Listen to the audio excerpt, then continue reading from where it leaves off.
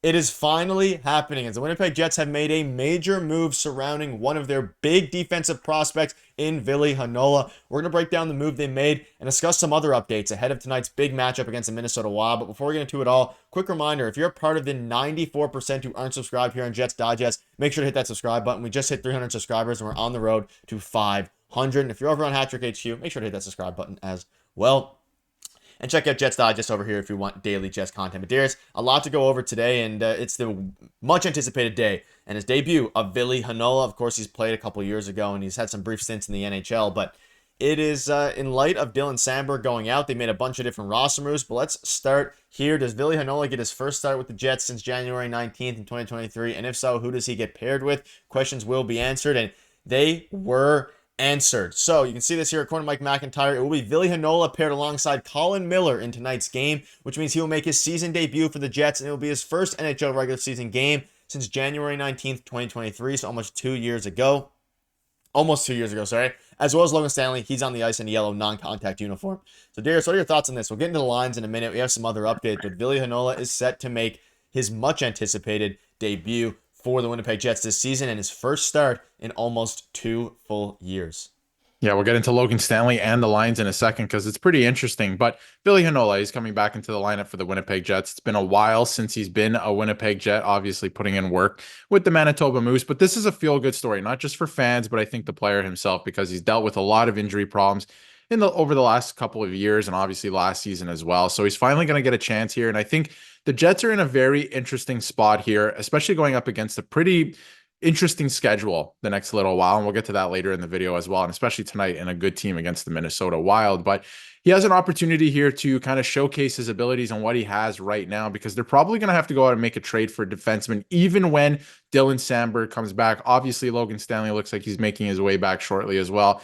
I think they're going to have to go out and make a trade for another defenseman, even with those guys healthy. So I think he has a real chance to come in here, show them what he has, show them that he can play physical as well, and possibly play playoff games for this team. And if he does that, maybe they don't have to make a trade. Maybe this is the player. We haven't seen it yet, but I think he has a great opportunity here to make a great impression on the fan base, more so than he already has, because fans are clamoring for this guy to get into the lineup, and he is tonight. So it's going to be a must-watch game. The Jets are playing well, and I think that there's a lot on the line here for not just the player, but the Jets. If the Jets find that, he can play to a high caliber of hockey and match the team's intensity, then they won't go out and make a trade. But we haven't seen it yet. So I'm excited to see what he's able to do for the Winnipeg Jets. Yeah, and again, his debut has been much anticipated, and hopefully, and he paired alongside Colin Miller, which is an interesting lineup. We can dive into them here. So the Jets projected lines and defensive pairs: Connor Scheifele, Velarde, Perfetti, Domestic, Alvilers, Niederreiter, Larry Appleton, Morgan Barron, Capari, and Alex Iafallo. So the same as usual for the forward group. But the defensive group is where things get interesting. So Morrissey, DeMello, the same there. And then you have Hayden Fleury and Neil Pionk manning the second line. And then you have Vly Hronek and Colin Miller with Connor Hellebuyck factoring in tonight. So you have Hayden Fleury and Neil Pionk second pairing is a very interesting one, and one that I'm very intrigued to see tonight, how that actually works out.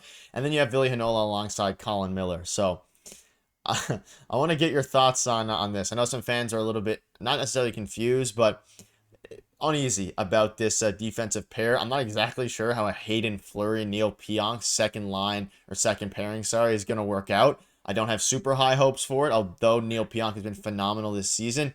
It's it just goes to show that Dylan Samberg going out was a massive hit to them. But Hayden Fleury survives, at least for now, and he moves up actually to the second pairing.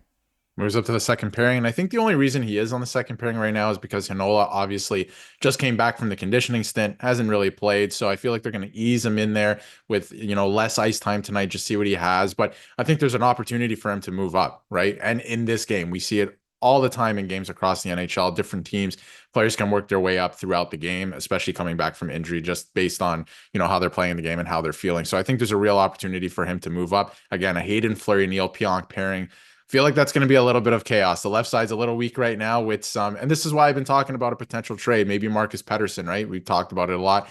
It doesn't have to be him, but maybe another trade because you have an injury or two and your left side is looking very weak. And it's not that I'm calling, Hanola weak or even Hayden Fleury weak, but that's not great right now. It's not ideal for the Winnipeg Jets. So they're going to ride it out. I think there's going to be a bit of chaos tonight, but I think that's okay. It's going to be some growing pains, some adversity for the team to face for the first time this season, I think, right? In a way, because they've been rolling so much and obviously lost a couple games here and there, but they've been rolling. So I think this is a good thing for the team as well to kind of rally around that. So it's going to be fun to watch. Hanola, again, I think he's going to be able to work his way up. We'll see what he has, but I think there's some interesting line decisions going on here, that's for sure. But Colin Miller and Hanola, I don't hate that, just to ease him into the game at first. Yeah, let us know down below what your thoughts are on these lines as well. Very intriguing, and yeah, I think having Hanola on the third pairing is probably the least pressure. At the same time, would have been interesting to see him alongside Pionk or something like that, with Hayden Fleury and Colin Miller staying together like they have been the past handful of games in Logan Stanley's absence. And it also begs the question, once Logan Stanley comes up, do they go with a Logan Stanley, Colin Miller pairing, and then they move Hanola up to the second pairing? I think it all starts with tonight's game and kind of just seeing how things go. And they're coming off of a brutal loss against the Nashville Predators, where, again, they were on the second night of a back-to-back, but they didn't look like themselves. They were playing very sloppy. They need to bounce back tonight, and they have their 1A goalie in Connor Hellebuyck after a pretty rough game by Eric Comrie. But I want to go ahead and highlight this a bit of a wild close call here. Close call just ahead of the Jets' morning skate. Niederreiter and Perfetti working as shooters for Eric Comrie. Niederreiter's wrist shot went off the crossbar and up into the face of Perfetti. He was down briefly, but he seems okay, didn't leave the ice. And obviously a scary moment for everybody involved, but I mean, the injury bug, it can hit you fast as an NHL team. And luckily, it seems like Perfetti's going to be okay, and he's going to play, tonight on the second line. All signs are pointing to that. So do you have any quick thoughts on this? It's when it rains, it pours, I guess, for injuries here. And the Jets seemingly dodged a very, very close one, which is lucky for them, because Cole Perfetti hasn't looked great, quite frankly, over the past handful of games, but Niederreiter has, and of course Perfetti will get back to the form, I think, in due time. It's not so much the injury scare that caught my eye about this tweet and what happened this morning that is the most interesting thing to me. It's that Niederreiter and Cole Perfetti were out there before morning skate working on stuff, and obviously that's when that happened. And like you said, Cole Perfetti hasn't been great as of late. It's kind of taken a step back, and some other guys are pushing the team forward and putting the team on their back, for lack of a better term. But I like that Cole Perfetti was out there before morning skate, kind of working on things. It shows dedication, right? That he wants to get back to playing well in his game. So that's kind of what I took out of this. Obviously, injury scares happen all the time, and that would have been a disaster for the Jets. But I took the fact that he was on the ice with Niederreiter kind of working on things as a good thing. He wants to get back to playing his game, and the Jets are going to be that much better for that. So I think that's a cool thing from Cole Perfetti. Yeah, definitely. One final thing before we wrap up. Logan Stanley, like I mentioned in the intro, is on the ice in a non-contact jersey, a step forward after he joined the morning skate in Pittsburgh after the formal part was done. And as you look ahead to the schedule, it's going to be very interesting. They play the Minnesota Wild, then they play the Los Angeles Kings, and then, of course, the Vegas Golden Knights. So a couple of games. They play 3 games in the next handful of nights. So a very, very busy schedule for them, 3 games in 5 days. And hopefully with Logan Stanley